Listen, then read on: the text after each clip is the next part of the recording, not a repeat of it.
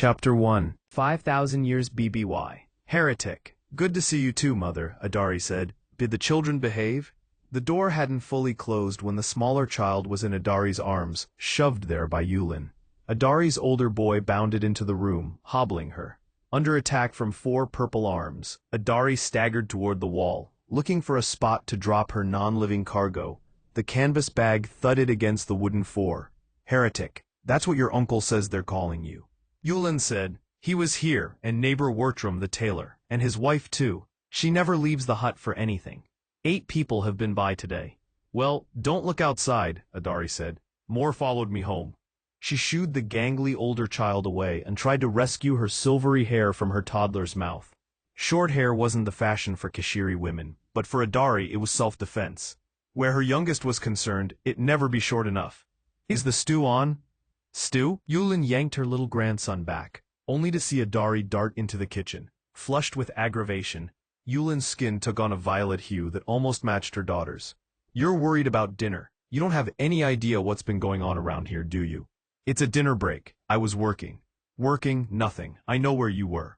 Adari stared into the clay crock full of boiling meat and vegetables and sighed. Of course her mother knew where she'd been. Everyone did. Adari Val, collector of rocks and stones, young widow of the valiant Uvok rider on whom so many hopes had rested. Adari Val, enemy of right and order, absent mother and misleader of other people's children. Today had been her 3rd day of testimony before the Neshtavar. It had gone as well as the other 2. What is that sound? They're hitting the house with rocks, Adari said, returning with a steaming bowl that she set on the table. Standing back, she swung the front door wide and watched as several gifts from the community bounced over the threshold. She slammed the door quickly. A peppery stone under the empty creche drew her eye. She reached for it with a sinewy, scratched arm. That's a nice one, she said. Not from around here. She was apparently drawing people from all over. She'd have to look around later. Who needed expeditions when you had an angry mob to collect samples? Adari knelt and put the discovery in her pouch, already overflowing with stones of every shape and color. Above, the clatter grew louder. The younger child wailed. Yulin's huge dark eyes widened further with horror. Adari, listen, she said. They're hitting the roof now. That's actually thunder. It's proof. That's what it is. The Skyborn have forsaken you. No, Mother, it's proof that they're protecting me, Adari said, eating standing up. If it rains, the mob can't set our house on free. That wasn't likely to happen. The widow of a Neshtavari was a protected person, unlikely to be killed in a riot. However, there was nothing wrong with making her life miserable. And since her sin was against the Neshtavar themselves, no authority would stop them. In fact, little displays like this were good for public order. Adari poked her head into the backyard. No rocks there. Just the Uvok, doing what he had done all year, taking up most of the place and being unfragrant. Emerald reptilian eyes opened long enough to shoot her a bad look. His leathery wings shifted, raking against the sides of the pen. The beast didn't mind the cooling rain, but the noise from the street had disturbed his royal slumber. Riderless Uvok were all sloth and bad attitude, but Nink hadn't liked his rider when he had one. He was Adari's least favorite thing, but he came with the house. In a sense, the house was his. In olden times, when a Neshtavari, an Uvok rider, died, the community had slain the deceased's family, as well. That practice had ended. Perhaps the only time the Neshtavar Uvok were precious, temperamental, and attached to their riders, stabling them with the dead rider's survivors, often kept the beasts sane enough to be useful for the breeding market. Not to mention, Adari mused, what it must have done for Neshtovar breeding. The riders hadn't had great social lives when death was in the picture. But since the change, Uvok riders had become highly sought after as mates in Kashiri society. Adari hadn't sought Jari Val at all. She was interested in rocks. Jari was their equal for conversational ability. In 9 years, he had given her 2 dim-witted children, a description that seemed less harsh to her than maternally charitable. She loved them well enough, but they were showing no signs of being any kinder or brighter than their father had been. Foolishness bred true. She, the fool for not running away. He was Jari Val, the valiant young rider of the Neshtovar on whom so many hopes rested. That was the line from the wake. Had mistreated Nink one too many times. One beautiful nooning, the beast had found Jari far out over the sea, and unceremoniously dropped him. Adari was sure she had seen a hint of satisfaction in the creature's bright green eyes when he returned home. She'd never gotten along with Nink before, but at least now she paid him some respect. When it came to Jari, the Uvok had had more sense than she did. It wasn't all her fault, she knew. The match had resulted from years of lobbying by Yulin, seeking to lock in her family's future position. Only males became riders, but Kashiri property descended matrilineally. Now Adari and her mother had the Uvok and the wooden house, while their neighbors still lived in huts of lashed-together hijarbo shoots. Yulin was thrilled, and Adari was content to let the children be Yulin's domain too. Adari had done her duty, but Kashiri had been advanced by another generation. Now she could concentrate on something important, if they'd let her. "I have to go back," she said, lifting her younger son from his work destroying the dinner table. The afternoon hearing had gone long, and an unprecedented evening session loomed. "I knew you'd do something like this," Yulin said, her gaze piercing her daughter's back. "I've always said all that digging around in the filth would do you no good, and arguing with the Neshtovar. Why do you always have to be right?" "I don't know, Mother, but it's something I'm going to have to live with," Adari said, handing of the dripping toddler. A smeary imprint remained on her tunic. No time for a change. "Try to get Tona and Finn to actually sleep tonight. I'll be back." She opened the door carefully to find that the rain had driven off the crowd. Comfort trumped belief on Kesh. But the rocks remained, dozens of ironic little statements, scattered all across the stoop. If the hearings lasted any longer, she wouldn't have to do any more Feld research for the season. Everything she needed would be on her doorstep. Perhaps she should offend the Skyborn every year. "We were talking about the fame stones," Adari reminded the chief of the Neshtovar. "You were talking," Isri Dash said. "I accept no such term." The aged rider and high counselor hobbled around the edge of the Circle Eternal, a plaza where a tall column served as a massive sundial. Adari looked around. Another gorgeous evening, for a place that had no other kind. It was the same every day, inland. A brief, determined afternoon rain, followed by a cool breeze that blew straight through the night. But now half the village had foregone real entertainments, to watch a bald, bloodless man harangue a young woman. "There are no fame stones," he said, gesturing to a pair of crimson rocks on a pedestal beside the central column. "I see here only normal stones of Kesh, as you might find on any hillside."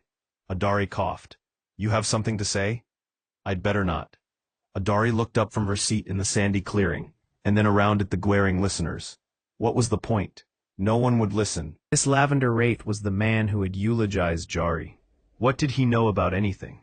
What business did the Neshtovar have telling anyone what to think, just for convincing a few lazy animals to take them for rides now and again? "Fine," she thought, rising. "These'll be 2 fewer rocks they can throw." She took a stone from the pedestal. The scholars of Kesh have collected stones from every part of this continent. We record what we find, we compare. This rock came from the foot of the Cecil Spire, on the southern coast," the crowd murmured. Everyone knew the smoking spire, rumbling and bubbling at the edge of civilization. Someone must have been crazy to go out there collecting rocks. The spire created this stone, from the fames it holds inside, and this, Adari said, picking up the other rock, was found right here outside the village, buried in the riverbed. The stones were identical. Now, the mountains ringing our plateau aren't smokers, what we call volcanoes, at least not now. But this rock being suggests they might once have been. This whole continent, in fact, might have been created by them. "Heretic! Is my mother here?" Adari craned her neck, scanning the crowd. Someone tittered. Isri took the stones from her and rustled along the perimeter of the audience. "You say these stones came from below," he said, the horrible word dripping from his tongue, "and created all that is Kesh. Then and now, the smokers are building more land all the time." "But you know that all that is Kesh came from the Skyborn," Isri said, jabbing his cane in her direction. "Nothing can be born of Kesh anew." She knew. Every child knew. The Skyborn were the great beings above, the closest thing the Kesh had to deities. Well, there was something closer. The Neshtovar, as the self-proclaimed sons of the Skyborn, might as well have been the Skyborn as far as life on Kesh was concerned. Kashiri faith was vertical. High was mighty. The elevated were venerated. It was Isri's Uvok riding group that ages before had brought down from the lofty oceanside peaks the wisdom of the great battle of creation. Riding colossal Uvok of crystal, the Skyborn had fought the other side in the stars. The battle raged for eons, with the other side injuring the Skyborn before being defeated. Drops of Skyborn blood fell upon the roiling black seas, forming the land that birthed the Kashiri people. Adari wondered about the biology of a gigantic sandy-blooded race, but the Neshtovar notion had something going for it. The Kashiri's few maps of the land looked as if one of her kids had spilled something on them. Long ridged peninsulas spattered in all directions from a cluster of plateaus, forming enormous, often unwalkable coastlines and fjords enough for the Kashiri to harvest marine life forever. Farther up the many rivers to the plateaus, farmers drew even more from the rich soil. The Kashiri numbers were both vast and well-fed. About the other side, Adari found the Neshtovar were incurious to a fault. That which opposed the Skyborn meant death, sickness, free, and rebellion, in no particular order. When it wasn't taking mortal form in accordance with the storyteller's needs, the other side came from below, another element in the message of vertical faith, and that was all there was to say. Given the elders' devotion to the Skyborn, Adari was surprised they hadn't hammered down who or what the other side was. But then, if they had, they'd have come up with a better name, which wasn't stopping Isri from invoking it repeatedly as he railed at her. Your words glorify the other side, the Darival. It's why you are here. You are here for preaching, teaching, telling these lies about the great battle to your acolytes. Acolytes, they're students. She searched the crowd for familiar faces. Her students had ducked out the day before when things had gotten rough, but some of their parents were here. You, Uri Garin, you sent your son to the scholars because he wasn't any good at the mill, and Wertram, your daughter. Everyone here in Tav, do you think the village is going to fall into a hole because I talked to your children about some rocks? It very well could. Isri grabbed his cane from its spot by the pedestal and shook it. This land was a part of the living Skyborn. Do you think they do not hear you? When the ground quakes, when the smokers burn, it's their remnant acting in sympathy with their wishes. Their wishes that we honor them and hate the other side. This again. I know that's what you think, Adari said, searching for slow, even tones. I don't pretend to know what forces work the world, that's clear. But if disagreeable words caused the world to shake, Kesh would rock every time husbands and wives quarreled. She inhaled deeply. Surely, the Skyborn have more important affairs than to police our own little disagreements. I know they do. Silence. Adari looked around. Dark Kashiri eyes, once aimed at her, pointed down and away. She'd won a few that time. Maybe not enough to let her keep her job, but enough that she could keep collecting. Crack-a-boom! Purple faces turned west, toward the Satajan Mountains.